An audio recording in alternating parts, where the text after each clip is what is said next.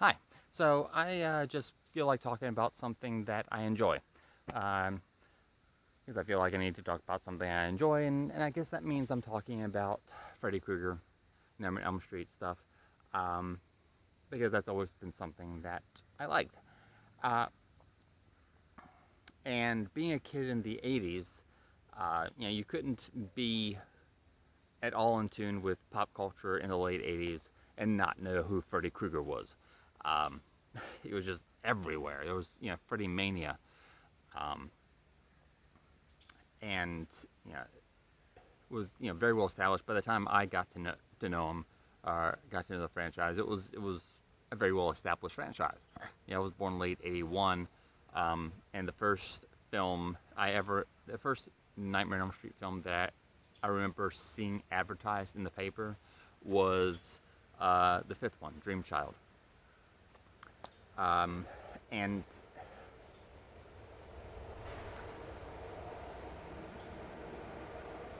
I Yeah, I thought Freddy was really cool. I mean, his image was this burnt face it was a human face, but not quite a human face. It was a human face kind of combined with something more demonic or or or just inhuman. His claw was, of course, claw is an animalistic thing. It's an animal's tool and weapon for digging, climbing, fighting, killing, whatever. uh, and and yet he had this animalistic thing on him, but it was man-made. It was metal, and so this combination of the animalism with the human design um, there, and then his way of um, bridging the gap between dreams and reawakening life. And if he kills you in your dream, you're dead for real. That was a really cool concept because we don't really know what dreams are. We've had theories, we don't really know. So to have a character who can affect reality through this other realm was a really cool concept. Together with his cool look.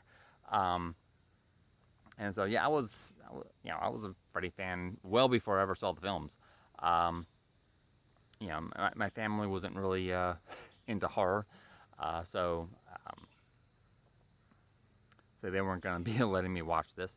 The first time I saw a clip of a Nightmare on Elm Street film was when I was visiting neighbors. My mom had sent me for an errand for something, and this would be in the '90s, probably I guess '93, something like that. And I would have been what, 12, something like, I guess 11, 12. Well, yeah, well, I wouldn't have turned 12 until later that year. If it was 93, yeah, probably. Because the neighbors were watching Freddy's Dead. They rented the VHS and they were watching it. And while I happened to be over there, I caught two scenes. One was a scene where you have the boy who's dreaming that he's like having wearing a parachute, and then Freddy comes and he's like, "Oh, you think I'm your daddy?" And he wrong, and he cuts the cords on the parachute, and the boy starts falling, and then you have Freddy on the ground pushing this big bed of spikes into place, and and then kind of giving a kind of acting like that was a hard job, like, okay, I got that done. Someone's got to do it. Uh, and then of course he lands on the spikes, and in real life he lands back in the van or whatever he's in, and all these holes just randomly appear in him. And I remember really enjoying seeing that, and thinking that was really cool and funny. And then later on, I saw the scene where um, one of the girls is encountering Freddy, where he's impersonating her father or stepfather or somebody, some male figure who had abused her. And she grabs a. It's been a long time since I've seen this film, so I'm trying to remember. Um, been too darn long since I've watched these movies. Anyway, she grabs a frying pan or rolling pin or something, and just bashes his face in. And and as a kid, I was like, man, that's the way his face was bashed in, like it was made of clay or something. I thought that was really cool. So those were the two scenes I saw and enjoyed at that age. And then I finally saw Nightmare on Elm Street when I was 18. I got my movie rental card. Remember movie rental places? Anyway, so I got my movie rental card when I was 18, and if Nightmare wasn't the first movie I rented, it was the second, because it was definitely at the top of the list of the movies I wanted to check out, and it did not disappoint. I enjoyed it, and the way I watched the films was um, kind of out of order, because I wanted to watch the ones that Wes Craven was associated with first. So I think I watched the first one, and then I might have watched New Nightmare second, honestly, because that was the other one that Wes Craven had actually written and directed. And then I watched the third one, Dream Warriors, because Wes Craven had a credit in there, writing credit. And then I watched the rest in order, I think. So Freddy's Revenge, Dream Master, Dream Child, and Freddy's Dead.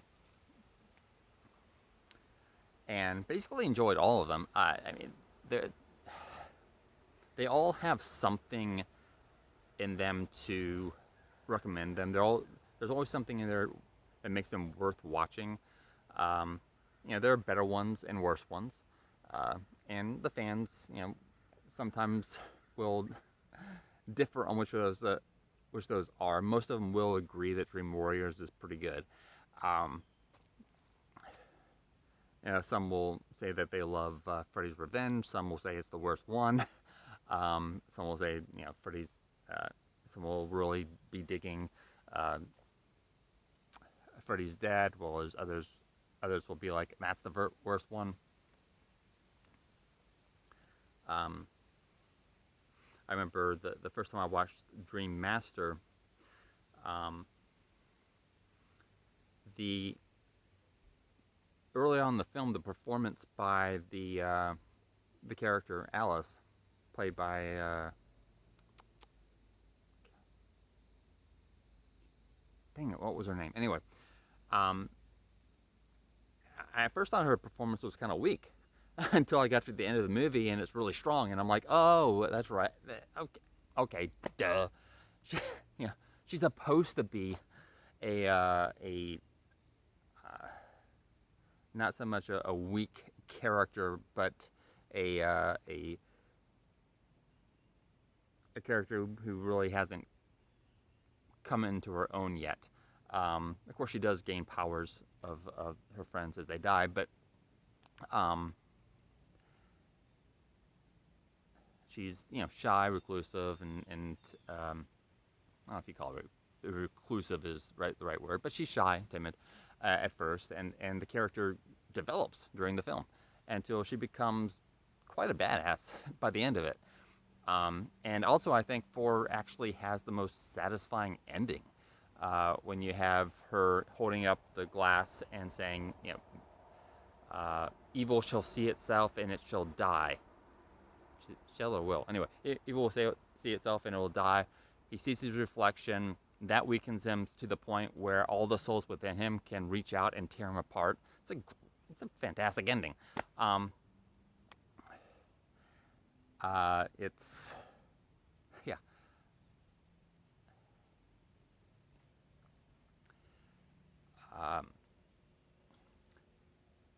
Now, my favorite Freddy Krueger film is actually New Nightmare, which is not really a part of the series proper, because the series proper takes place in its own fictional world, and New Nightmare takes place in the real world.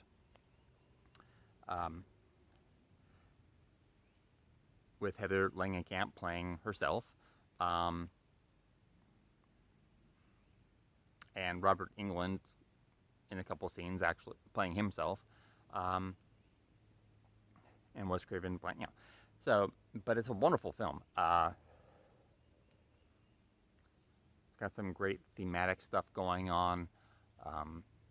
The power of storytelling, and incorporating pardon me, the tale of Hansel and Gretel into there.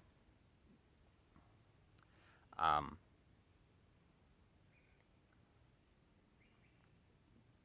Freddy's Revenge, which I do consider to be the weakest film in the series. It's the film where you kind of get the sense the studio didn't really know what they had. They didn't really understand the appeal. Trying to they thought bringing Freddy out of the dream would made him scarier or more interesting. I mean, the fact that he's kind of a dream demon is kind of his thing. But but the movie does have one of the greatest lines in the series, which of course is, "I am all your children now." The fact that Freddy says that to a group of wide-awake teenagers is kind of a wrinkle, but it's a good line, which then gets repeated in New Nightmare with Robert Englund coming on the show dressed as Freddy and interacting with the crowd, and the crowd's cheering, and he's saying, "You are all my children now." You know,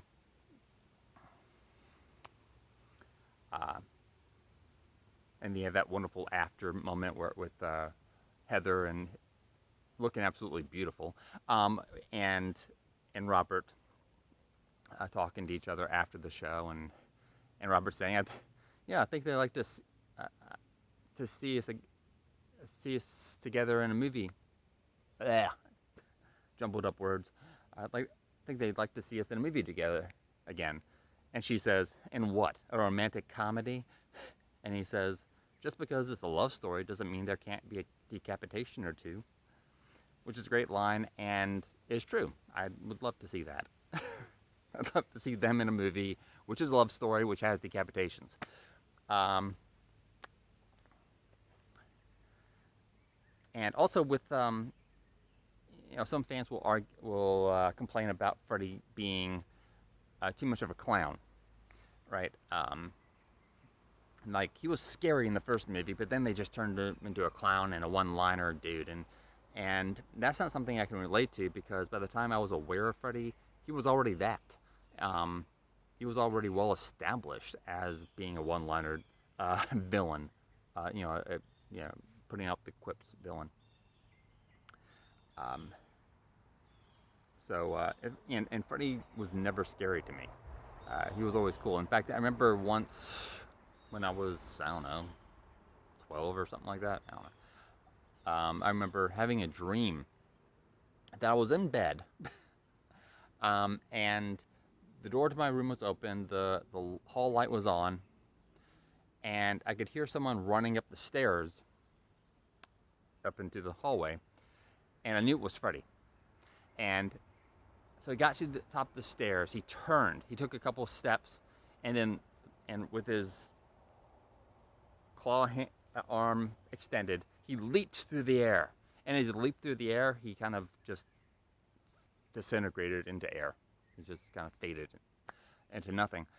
But in that dream, I was never scared because I didn't think of Freddy as an enemy, as a villain. I almost thought of him as a friend. So there's that. But that was before I saw the movies. And of course, as in a horror series, there is that dichotomy where the audience is enjoying the villain, enjoying watching the villain do what it's doing, especially in a slasher series where the villain is pretty much the main character of the series. But at the same time, is the understanding that the villain does have to be defeated until the sequel. All right.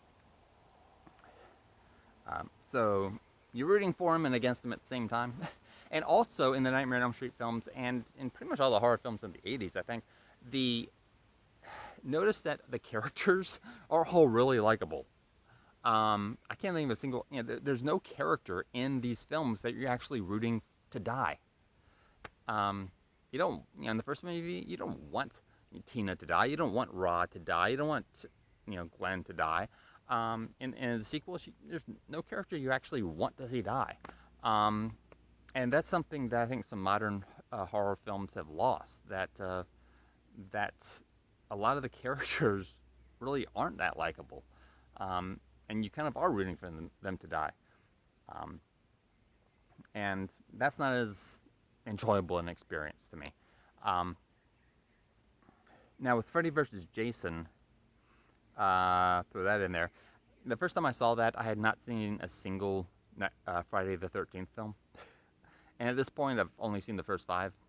Um, So I didn't get any of the Friday references in that film, but it is basically a Nightmare on Elm Street film with some Jason Voorhees in there, and also I guess I must have seen the entire Nightmare series at that point.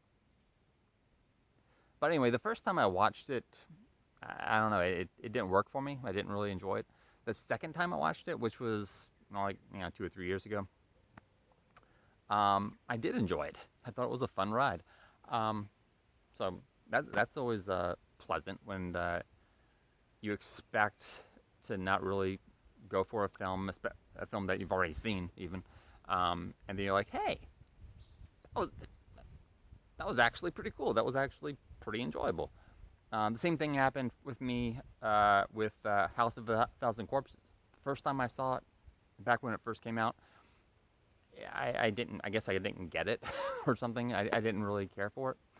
But the second time I watched it, just 3 or 4 years ago, I loved it. So there's that. Some movies are worth giving a second shot, and some movies, yeah, some movies are just a waste of your life. So. Anyway, anything else? Oh, the remake. Oh yeah, the remake. Yeah, the remake. Most Freddy fans pretty much agree on that it sucked. Uh, I saw it in the theater and I was very disappointed in it. Then around, I don't know, 2015 or something like that, I decided, you know what?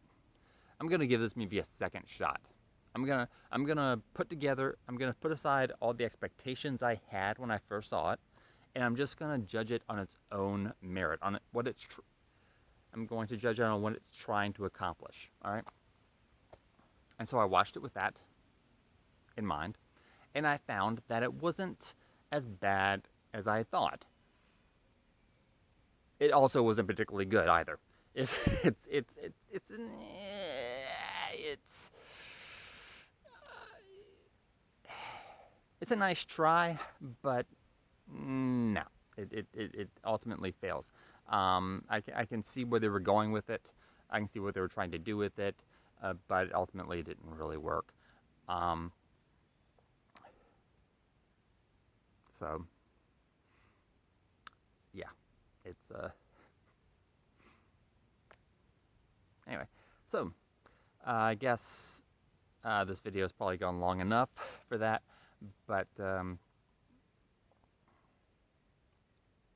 yeah, glad that the Nightmare on Elm Street series is still available for us to enjoy. I'm glad that it is the Freddy New Line is the company that Freddy built, and man, did they exploit the heck out of that. They took full advantage of the popularity of Freddy at the time. Um, um, and I would go on record as saying that I don't really want to see another Nightmare on Elm Street. I don't want a new Nightmare on Elm Street movie made. Some people are excited about the idea of, when are we going to get another Freddy film? When are we going to get another Freddy film? My opinion is basically just enjoy what's already there, because I think any other attempt is just going to be disappointing by comparison. That series was, in a way, kind of magic captured in a bottle, and in that time, and I don't think you can really recapture that. You might be able to technically make a better horror film, but as far as the effects or um, the visuals of it, or whatever, but I don't think any film will really work that well. Um, that will still go back to the original. Uh, so anyway, thanks for listening. Bye.